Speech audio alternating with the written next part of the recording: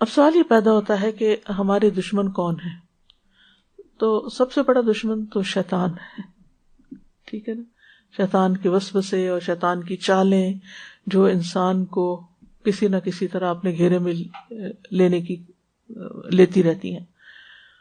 تو اللہ تعالیٰ قرآن مجید میں فرماتے ہیں ان الشیطان لکم عدو فاتخذوہ عدوا، بے شک شیطان تمہارا دشمن ہے، تم اسے دشمن سمجھو. اس دشمن کو پہچاننا بھی ضروری ہے اور اس سے بچنا بھی ضروری ہے.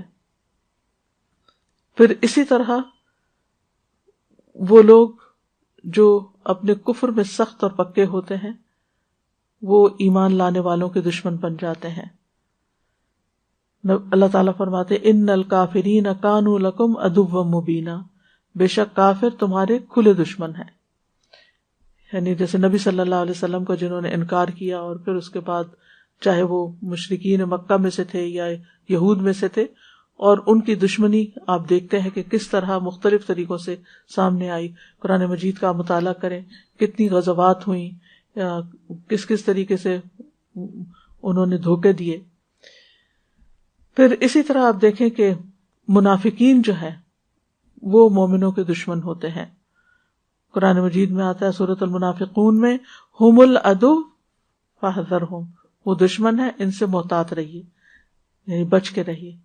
یعنی دشمن وہ ہوتا ہے جو ایک وہ ہوتا ہے جو سامنے آ کے حملہ آور ہوتا ہے، ایک وہ ہوتا ہے کہ جو چھپ کے حملہ کرتا ہے جس سے انسان امن میں نہیں رہ سکتا، اس سے محتاط رہنا ضروری ہوتا ہے. اور پھر یہ ہے کہ کچھ ایسے ہوتے ہیں جو بظاہر آپ کے دوست بنے ہوئے ہوتے ہیں لیکن اندر سے وہ آپ کو کاٹ رہے ہوتے ہیں. تو جتنے بھی دشمن ہوں انسان کے، ان میں سے 3 جو ہے وہ شدید ترین ہیں، جیسے شیاطین جن، منافقین اور کفار. لیکن اس کے علاوہ انسان کے گھر میں بھی بعض اس کے دشمن ہو سکتے ہیں، جس کے بارے میں سورۃ تغابن میں آتا ہے ان من ازواجکم و اولادکم عدوا لکم فاحذروہم. اے لوگو جو ایمان لائے ہو، بے شک تمہارے ازواج اور تمہاری اولاد میں سے بعض تمہارے دشمن ہیں، یعنی تمہارے اپنے ہی گھر میں تمہارے دشمن ہیں. اب وہ کس طرح کہ گھر والے ان سے تو ہم بڑی محبت کرتے ہیں، لیکن بعض اوقات ان کی محبت ہمیں دین سے پھیر دیتی ہے، دین سے دور کر دیتی. ان کی محبت میں بعض اوقات ہم غلط کام کرنے لگتے ہیں، بعض اوقات دوسروں پر ظلم و ستم کرنے لگتے ہیں. اب ایک چھوٹی سی مثال ہے، بہت چھوٹی، کہ جیسے ساس بہو کے جھگڑے میں چاہے بہو کا قصور ہو یا نہ ہو، اسی کو قصوروار بنا دیا جاتا ہے، اور بیٹا چاہے ظالم ہو، چونکہ بیٹا ہے، اپنا ہے، لہذا یعنی کہ غیر منصفانہ طور پر لوگ اس کا ساتھ دیتے ہیں.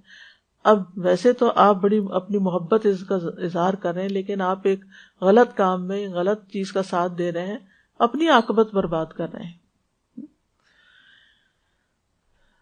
پھر اسی طرح آپ دیکھیے کہ بعض اوقات انسان ان کے آرام، آسائش اور ان کی دنیاوی خواہشات کو پورا کرنے کے لیے حرام حلال میں تمیز نہیں کرتا، اور اس طرح وہ ہمارے نجات کا سبب بننے کے بجائے الٹا مصیبت کا سبب بنتے ہیں. ناجائز کاموں کا انسان ارتکاب کر لیتا ہے.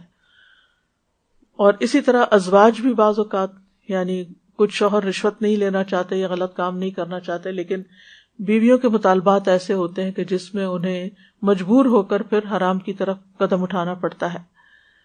اور بھی بہت سی چیزیں ہو سکتی ہیں. بہرحال جو دشمن سخت ترین دشمن ہیں اور جن سے ہر حال میں بچنا چاہیے، جس میں شیاطین جن و انس ہیں، اور ایسے لوگ جو آپ کے دین کے دشمن ہیں، اور ایسے جو اوپر سے تو آپ کے ساتھ ہیں مگر اندر سے آپ کے جاسوس ہیں یا منافق ہیں یا اندر سے وہ مخلص نہیں ہے.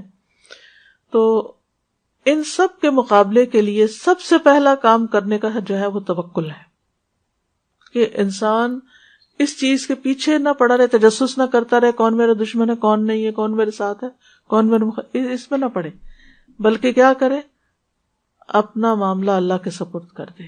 فوضت امری الی اللہ، اللہ تعالیٰ اپنے نبی کو فرماتے ہیں یا ایھا النبی حسبک اللہ ومن اتبعک من المؤمنین، اے نبی آپ کے لیے بھی اور ایمان لانے والوں کے لیے جنہوں نے آپ کی پیروی اختیار کی اللہ کافی ہے۔ آپ ان کا مقابلہ نہیں کر سکتے، لیکن یہ اللہ کا مقابلہ نہیں کر سکتے۔ جب اللہ ان کو پکڑے گا تو پھر یہ آپ کو نقصان نہیں دے سکتے، اور جو اللہ پہ بھروسہ کرتا ہے اللہ اس کو کافی ہو جاتا ہے، اس کو پھر اللہ کے سوا کسی اور کی مدد کی ضرورت نہیں رہتی۔ اور یاد رکھیے توکل کرنے والے کو اللہ کے اذن کے بغیر کوئی مخلوق نقصان نہیں دے سکتی۔ قل لن یصیبنا الا ما کتب اللہ لنا هو مولانا وعلی اللہ فلیتوکل المؤمنون، ان سے کہیے ہمیں اگر کوئی مصیبت آئے گی تو بس وہی جو ہمارے مقدر میں لکھی ہے، وہی ہمارا سرپرست ہے، اور مومنوں کو اللہ ہی پر توکل کرنا چاہیے۔